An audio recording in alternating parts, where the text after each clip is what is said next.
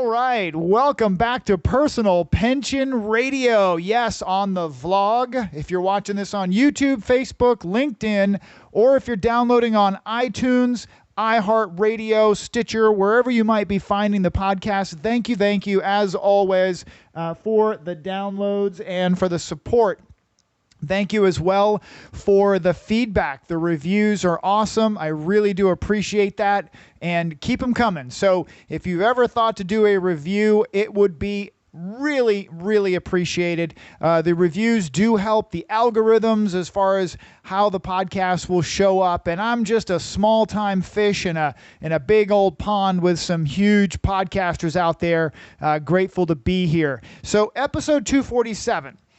You saw the title. I will definitely get to that. But I wanted to take a moment to cover something I hadn't touched on. A lot of folks had said it was very repetitive, but I do need to share this with those who might be new to the show.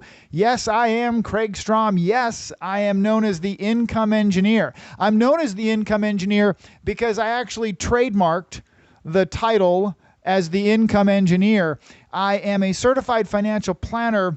And when I realized that retirement income planning gets very little education from Wall Street to the financial advisory community, it was clear that there was even less education going out to the general population, to the retiree community, those planning for retirement. And I started focusing years ago on retirement income planning. Now, I am also a paralegal at an awesome law firm. So as certified financial planner professionals go, I'm pretty unique. Not too many CFP paralegals out there with 22 years of experience in the financial world, but that's who I am.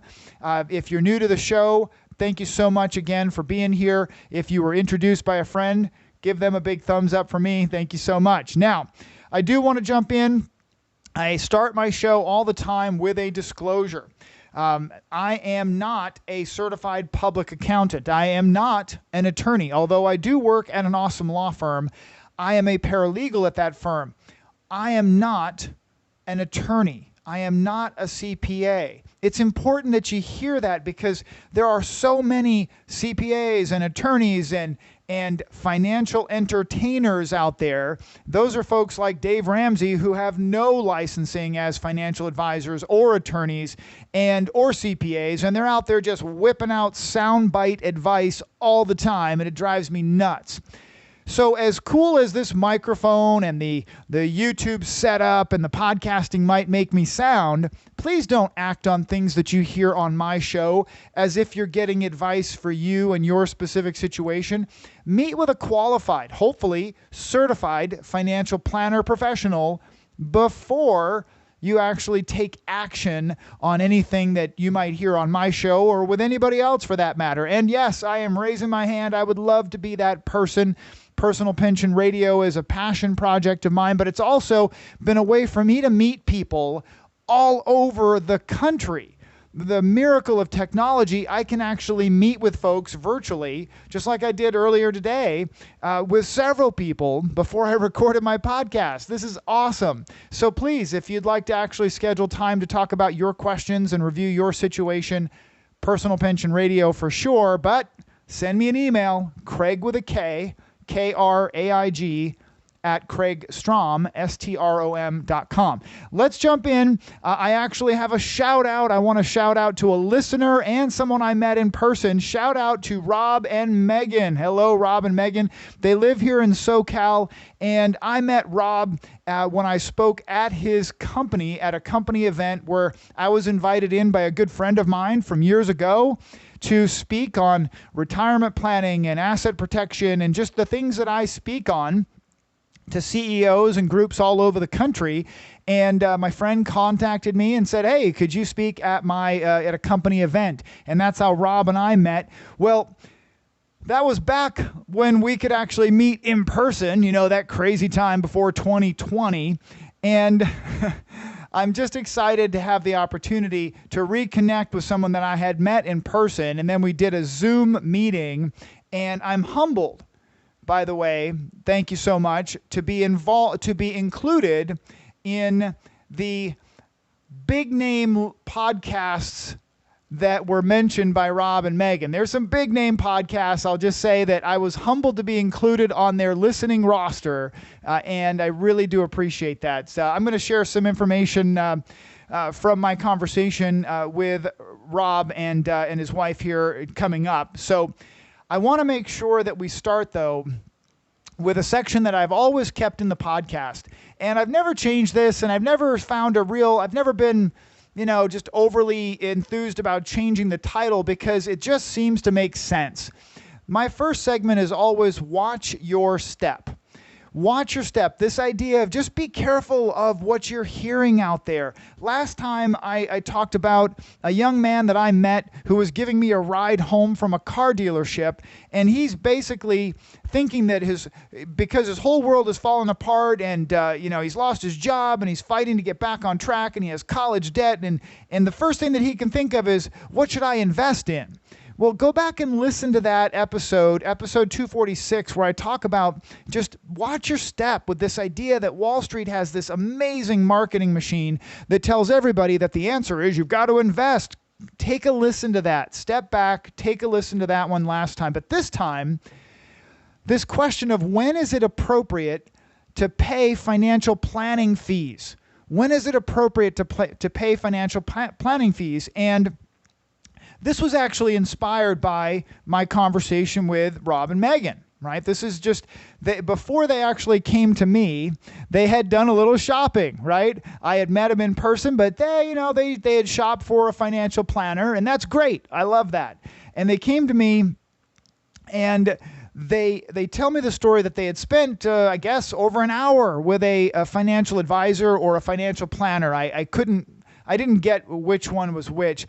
Important to note, there are lots and lots and lots of financial advisors. Those watching on YouTube or Facebook video, you're seeing me do air quotes. Financial advisors, dime a dozen. There's lots of them. You don't really have to do a whole lot as far as education to be called a financial advisor. A certified financial planner or other professional designations that might require heavy-duty education and certifications, that's where I say I draw the line. So I don't know if this person was an actual certified financial planner. The point is, they met with this person and they spoke for quite some time, I guess over an hour. And they finished with this sales pitch, which was, hey, give me $1,750 and I'll do up a plan for you. Well, wait a minute. Why? Why do we have to go through $1,750? Is that appropriate? That's really the question. So watch your step, because back on episode 242, so 242, I talked in depth on how financial planners get paid. Check that out for sure. Episode 242. For my part, I am a fee-based financial planner. A fee-based financial planner, meaning that I can actually get paid in a variety of different ways. I can charge fees. I can be paid with commissions, assets under management. I can also be compensated through my law firm for legal work that might be done as I'm helping to facilitate that through my law firm. So I have multiple different ways that I can be paid, right? And when Rob and Megan reported more value in our 60-minute phone call than they got out of the extra time that they spent with this other financial planner or this other financial advisor, but I did not need to suggest or charge them a fee. $1,750, right? I didn't need to charge them a fee to write up a plan to recommend the same things that I was going to recommend from a free assessment conversation anyway.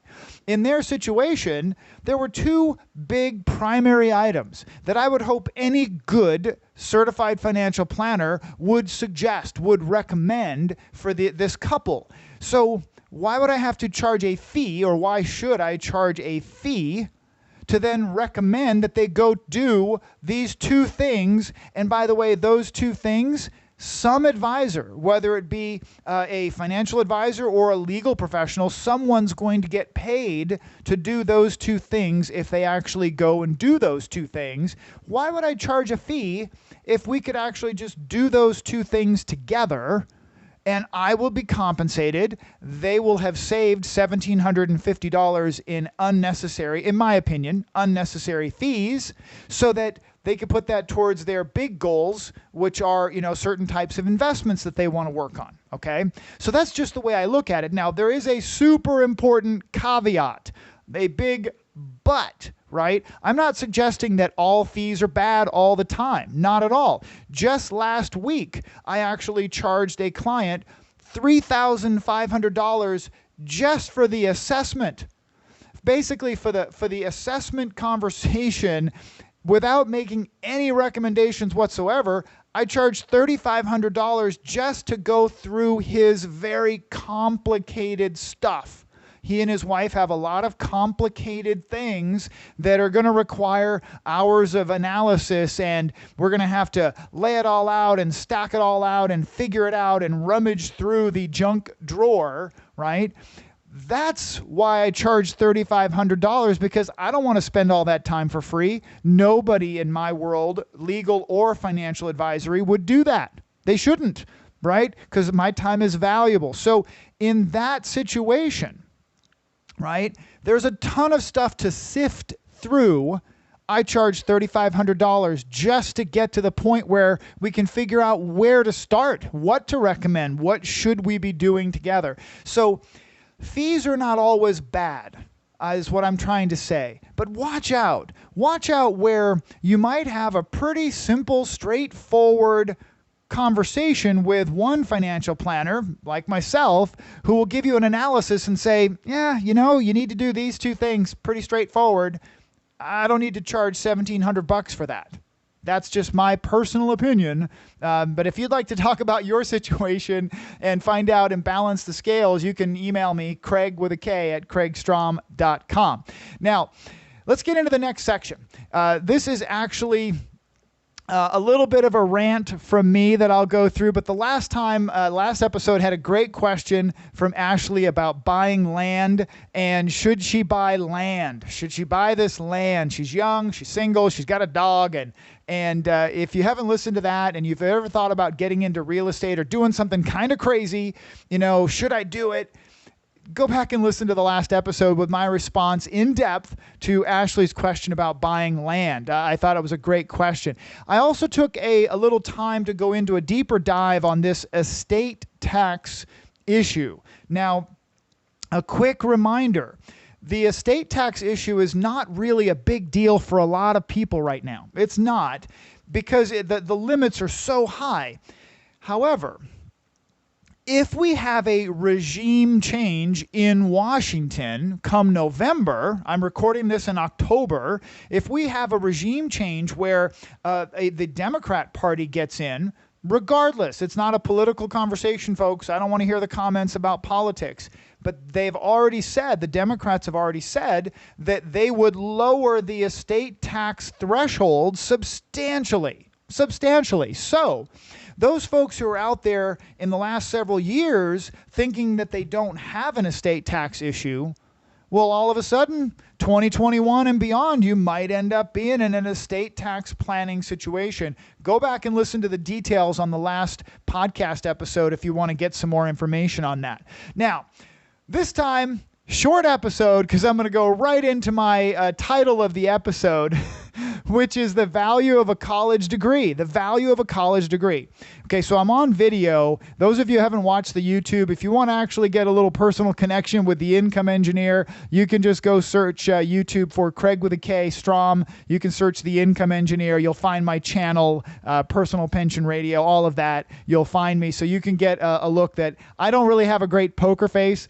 So when I say the value of a college education and I'm already smirking and smiling, you understand why, right? You can see it visually. So my daughter, Madeline, and sometimes she does listen to the show, so hello, Madeline. I'm so proud. She's actually finished her 4-year degree. Now, of course, you would have no idea that she finished her 4-year degree because there is no big graduation ceremony in the year of COVID. There was no big hoopla. There wasn't traveling on a plane to go there and watch her walk down the big giant ball field at her university. But she has officially gotten her 4-year degree complete. Now, she is headed off into the medical field. So the 4-year degree is only the beginning. Now she gets to start working in the medical field and working on her advanced certifications. And that's where we're at, right? With her fresh, still warm, right? Still fresh out of the oven college degree, right? Madeline went out and started to apply for the places that she really hoped to get a job. She wanted to work at the local hospital where she lives. That was really the goal, so that she could start her medical work experience really getting in there close to home, so that she can also keep working on her advanced certifications and so forth, right? So now she applies. She's got a fresh, hot out of the oven degree, right? And one of her friends, who is not yet finished with their degree in a similar field, but a degree nonetheless, but her girlfriend is not finished with her college degree. So just remember that. You've got my daughter, 4 years of college at a nice university, really, good, great place, but super expensive. I mean, gosh, compared to the price of universities 20 years ago, and just in general, super expensive. And those of you who listen to the show, you might know that I think ridiculously so as far as expense. Wasn't Harvard expensive, but kind of ridiculous. So she's got her college degree. Her friend doesn't have a college degree. They applied for one of 3 positions. So there's 2 friends. There's 3 positions open.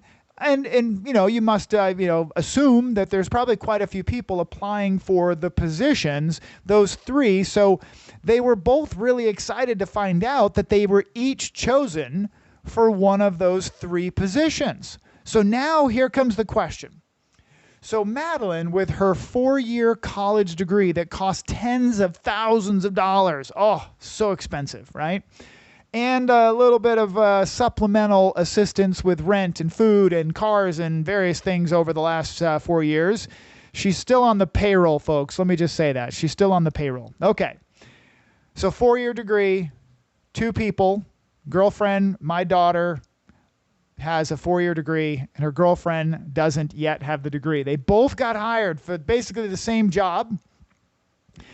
So Madeline told me that her friend was hired on at $13 an hour. And I said, hey, does that mean that you, with a college degree, got paid a whole lot more? And Madeline said, oh, yeah. She said, yeah, I got paid a ton more, Dad. And I could hear the sarcasm in her voice. She said, you'll never guess how much more I got paid for that 4-year degree. Okay, you ready? Her friend is $13 an hour. Madeline, with her 4-year degree, $13.26 more. $36.26 an hour, 26 cents more for the 4-year degree. Now, I am not saying, right, that a college degree is a bad idea, especially in the field that Madeline is in, that she's going into. It is critically important. What I'm saying is that a 4-year degree coming out of college made Madeline 26 cents an hour more than her friend without a degree. So as you evaluate college debt and planning and career paths, you've got to know that coming out of college oftentimes is going to be this similar situation where that degree out the gate does virtually nothing for your income. Virtually nothing coming out of the gate. Now, that's not to say that if you look at the career path that you're headed into, right? So you say you've got a son or daughter, niece or nephew, grandson, grandchild, you're out there and you're talking to them about their career path. You have to know that the college degree, in my opinion, is the least important part of the equation that should be considered first, right? It's not the most important part. The most important part is the network you come away with. That if you go to Harvard and you come out with an amazing law degree and you spent $1 million getting an amazing law degree and you didn't talk to anybody, you don't have a network, you don't have an alumni connection, you don't have a LinkedIn network, you're not connected to your professors, you're not connected to anybody, It doesn't matter if you have a Harvard degree. So what, right? If you don't know people, remember the old adage, it's who you know, is more important maybe than ever before in this world of social media and everybody's connected and always online, that if you're not connected, right? And in my case with Madeline, I've always encouraged her, and she still, if you're listening, Madeline, she still has not fully embraced getting connected. Make sure that your LinkedIn profile and your connections are rock solid. Make sure that you're connected to everybody who's important in the direction that you're looking to go, because if you're not, there's 5,000 other people who already are, and they're going to get the job, or they're going to get the promotion, or they're going to get more money. They're going to get the raise before you do. That's the way it works. And yes, I was talking directly to Madeline there for a minute, but what about a situation where a kid goes to a local state school that costs half, maybe less than half, for example, of Harvard, but they come away with a deep network of friends and relationships and both professional and personal relationships, a network that they stay connected to? Oh yeah. That son or daughter that has that close, solid network of friends and alumni and professors, they're going to do much better in the long run when it comes to getting that next job, that raise, that opportunity to start a business, whatever it might be. So remember the old adage, it is who you know, right? The college degree netted Madeline 26 cents an hour. Now, she did have the right connections to make her way into the job interview and the job application and everything that she was looking for. Thankfully, in her community, she had the right connections to get in there and lock it up. She's got her foot in the door. Now, where you go from there, that's going to be on you. Well, here I am talking to Madeline again, but that's on you. Whether this is you talking to your kids about college, or whether it's you with your career path. Right?